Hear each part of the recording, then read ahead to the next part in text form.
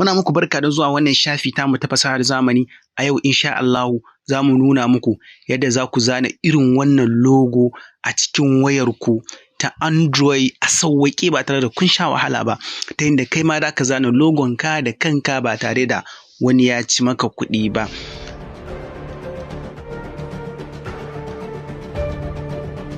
Da fari kar ku manta ku danna subscribe, sannan ku danna alamar ƙararrawa ta yadda za ku samu saƙon sanarwa da zarar mun ɗora sabuwar bidiyo.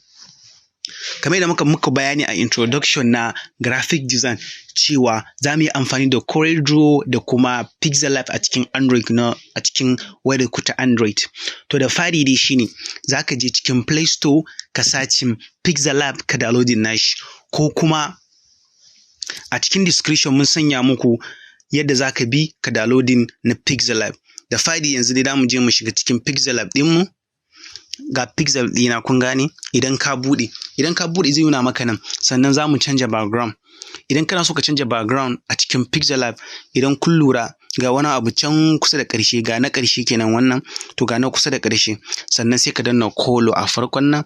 Idan ka danna color, a nawa gashi yana nan a gradient, to ka tabbatar da wannan yana kan color. Kun ga na danna color, sai ka zaɓi killa baƙi ko kuma wani kala da kake so, amma na fi so mu yi aiki akan baƙin background. Sannan sai ka danna OK. Idan ka danna OK, wannan ba ma buƙatar sa, za mu share shi.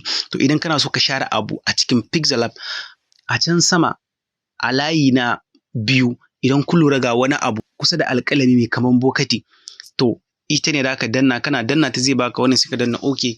Yadda ake share abu kenan a cikin Pixelab. Da fari za mu kawo cycle da ita da mu fara zana abu, sannan a can sama ga wata alama ta plus, sai ka danna. Idan ka danna wannan alama ta plus, sai ka danna shapes, ga ta anan, sai ka danna shapes. Idan ka danna shapes zai baka nan. A ƙasan nan ga wani abu anan gashi kuna ganin ta mai alamar aron tana kallon ƙasa, sai ka danna ta. Idan ka danna ta zai buɗe maka nan. To shape da za mu yi amfani da shi shine cycle, sannan sai ka taɓa cycle. Idan ka taɓa cycle sai ka bar ta komai a haka, sai ka danna OK. Idan ka danna OK, bayan ya baka anan, ya baka wannan, to idan kun lura ga wani dot a ƙasa anan gashi, kun ga na riƙe shi, baran saki kun ga ya koma fari. Idan na riƙe za ku ga ya koma sky blue.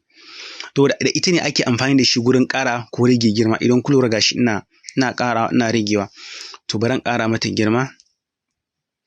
Masha Allah, misali kamar haka ta yi. To yanzu dole za mu so mu daidaita shi a tsakiyan shafinmu. To idan muna so mu daidaita abu a tsakiyan shafi a cikin Pixelab shine za ka zo wannan gashi a nan. Idan ka zo za ka matsa gefe haka, ga relative position, sai ka danna relative position. Abubuwan da zai baka na saman nan sai ka danna na tsakiya, a na ƙasan nan ma ka danna na tsakiya. To ya daidaita shi a tsakiyan shafi, sannan sai ka danna OK. A layin sama ga wani abu mai alama alƙalami, sai ka taɓa shi, sannan na farkon nan sai ka taɓa shi. Ma'ana mun raba shi guda biyu kenan. Sai ka rage masa girma. Bayan ka rage masa girma, sai ka zo ka matsa a nan, sannan sai ka danna color, sai ka buɗe ta haka. Idan ka buɗe color, sai ka zaɓi kalar da kake so ya zauna a matsayin background ɗinka. To amma muna so mu yi amfani da gradient ne, sai ka taɓa gradient. Idan ka taɓa gradient, sai ka selecting wannan, ya danganci kalar da kake so ka yi amfani da shi. Ni dai wannan nake so, sannan sai ka danna OK. Bayan ka danna alamar good, to idan kun lura ita ma ya kamata a ce mun saita ta daidai a tsakiyar shafinmu. To sai mu zo relative position, sai mu danna na wannan da kuma wannan. Kun ga ta daidaitu kenan, sai mu danna OK. Bayan haka yanzu abin da za mu yi shine za mu ɗan sa mata shadow kaɗan. To idan ka matsa ga wani abu can inner shadow, idan ka taɓa inner shadow zai baka wannan, sai ka danna wannan alamar giya da ta a gefen enable, sai ka danna. Kun ganta ko? Bari sake kulle. Kun gani ko? Ma'ana hakan ta mun, sai ka danna OK. Bayan ka danna OK, yanzu idan mun zo aiki za mu iya taɓa wannan cycle domin su canja guri. To yanzu za mu kulle su ta yadda ko da muna aiki ba za su canja guri ba. A layin a sama can ga wani abu da kuna ganin shi ne za ku danna, gashi kun gan shi ko? Gashi idan na danna za ku ga abu ya fito a gefen nan. To a cikin abin da ya fito a gefen nan ga wani abu mai alamar kwaɗo, sai ka danna kwaɗo, ka danna kwaɗo. Ma'ana mun kulle shi kenan, ta yadda duk yadda za mu yi aiki su ba za su motsa ba. Yanzu sai rubutu. Yadda za mu yi rubutu shine a can sama gurin alamar plus sai ka danna. Idan ka danna sai ka danna text. idan ka danna text, wannan text din sai ka kama tsakiyar sa ka dawo da shi ta nan, sannan sai ka taba shi sau biyu. Idan ka taba shi sau biyu zai baka dama ka yi rubutu. Yanzu logo da zamu zana wa fasahar zamani ce logo, sai mu type FZ a matsayin abbreviation na fasahar zamani. Sannan sai ka danna OK, FZ, OK. Sannan sai ka ƙara mata girma. Bayan ka ƙara mata girma sai ka zo kan alamar A, ga ta a ƙasa. Idan ka zo kan alamar A sai ka nema font, ga shi a nan. Idan ka zo kan font sai ka zaɓa kalar font da kake so. Ni zan yi amfani da wannan, sannan sai mu danna OK. Sannan mu ɗan ƙara mata girma kaɗan. Misali idan ta yi haka, sannan ita ma sai mu saita ta a tsakiyar shafi, sai ka danna wannan, ka danna wannan, ita ma ta zauna, sai ka danna OK. Sannan za mu canja mata kala. Bayan dai ka zaɓi kala da kake so, sannan sai ka bassa, sannan sai ka sake danna wancan alama ta plus. Idan ka danna sai ka taɓa text. Bayan ka taɓa text sai ka matsa da shi a gefe, sannan sai ka taɓa kansa. Idan ka taɓa kansa zai baka dama ka yi rubutu fasahar zamani, sai ka danna OK. Idan ka danna OK sai ka zo font. Idan ka zo font sai ka zaɓa font ɗin da kake so. Mu zaɓa wannan, wannan, yawwa, sai ka danna OK. Sannan sai ka ƙara mishi girma. Idan ka ƙara mishi girma sannan sai ka canja kala, saboda bayan cycle namu fari ne, to ita ma rubutun fara ce, to fari ba zai fita a cikin fari ba. Sai ka taɓa nan sai ka canja mishi color. Bara mu zaɓi wannan color, bai yi ba. Yawwa, ga wannan kala za mu zaɓa, sannan sai ka danna OK. Bayan ka yi haka, yanzu abin da za mu yi shi ne za mu sa shi ne ya kewaye cikin wannan cycle. Za mu saka shi ya kewaye cikin wannan cycle. Kar ku damu, abu ne mai sauƙi. Kawai a cikin wannan guri ka matsa da shi haka, ka duba da ka ga curve, ga ABC a samansa da alamun sun tankware, sannan sai ka taɓa shi. Idan ka taɓa shi kawai da ka motsa abin nan yadda ka so, abin kuma zai juya maka yadda ya kamata. To yanzu mun matsa da shi har ƙarshe, kun ga da ya yi mana. Sannan sai mu danna OK.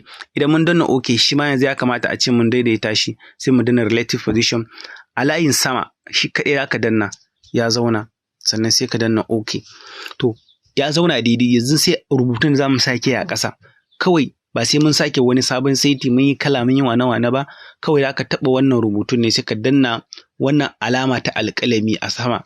Idan ka danna sai ka danna wannan domin ya duplicate maka, sannan sai ka taɓa kansa. Idan ka taɓa kansa sai ka rubuta abin da kake so ya kasance a ƙasa. Misali arewa graphics, sai ka danna OK. Sannan ita ma za ka zo kawai gurin curve. Idan ka zo gurin curve sai ka matsa da shi haka, shikenan sai ka daidaita shi haka. To sai dai wani hanzari ba gudu ba, rubutun sun yi manya gaskiya.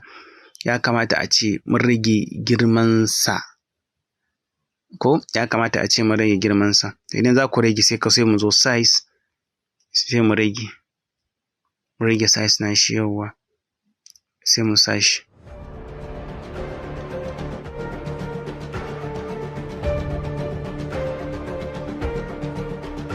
To yanzu a takaice mun zana wannan logo. Yanzu abin da ya rage mana shine za mu exporting nashi, ko kuma za mu fitar da shi waje, ta yadda za ka iya turawa a cikin waya, ko kuma ka sa a social media, ko ka sa a profile picture naka. Hanyar da za a yi wannan hanya ne mafi sauƙi, amma abin da nake so in nuna muku shine za mu fitar da wannan logo ne mara background, ma'ana mara background, wato transparent. To sai ka zo nan inda muka sa background, sai ka taɓa transparent, shikenan logo mu ya kuma transparent, ba shi da background. Sannan a can sama, don gaskiya logo yawanci ana yin shi transparent ne, ba shi da baya. Amma wani hanzari ba gudu ba, ya kamata a sa mun sa layi a cikin wannan logo namu. To a cikin can wancan abu na sama, gashi idan kun danna shi, mun riga da mun kulle su, ko sai ka taɓa cycle ɗin. Idan ka taɓa za ka ga wanda ya selecting, amma sai mu taɓa na farkon nan, gashi. Idan mun taɓa sai ka zo kan wannan. Idan ka zo sai mu zo stroke. Idan ka danna stroke sai ka buɗe, domin muna so mu saka mishi layi ne, sai ka ƙara girman layi. Sannan ka zaɓi kalar layin ɗin, wani kala za mu saka. Yawwa, wannan kala ta yi. Sannan sai ka danna OK. Bayan in ya yi haka sai ka danna wancan alama guda uku, kai sai ka danna export, ko kuma ga wancan abu a sama mai kamar memory card kusa da alamar plus sai ka danna shi. Da farko za mu fara saving wannan project. Saving project shine za mu iya dawowa a wani lokaci mu yi gyara ko kuma mu cire wani abu, sai ka danna OK. Ma'ana yanzu project namu ya save, za mu iya buɗe shi duk lokacin da muka dama. Sai ka sake taɓa wannan alama ta memory sai ka danna save as image. Idan ka danna save as image za ka bar komai a haka yana PNG, ma'ana PNG transparent kenan. Sannan idan ka ga dama za ka danna gurin default na, idan kana so ka ƙara kyau da quality na hoton sai ka taɓa ultra. Idan ka taɓa ultra sai ka danna save to gallery. Bayan ya gama wannan abu zai save maka a cikin gallery, sannan za ka je ka gani ya saving. Bara mu je gallery ku gani. Gata, kun ga logo namu ta fita mai kyau kuma babu background. Wannan hanya da muka kawo muku shine mafi sauƙi ta da za ku zana wannan. Sannan ku ci gaba kasancewa tare da mu, za mu kawo muku tutorial na graphic design masu kyau ba tare da wani ya ci ma kuɗi ba, kai sai dai ma kai dai ka ci kuɗi. Sannan kar ku manta ku yi comment da duk abin da ba ku gane ba ko ɗore muku kai. Muna nan muna jira, za mu taimaka muku insha Allah.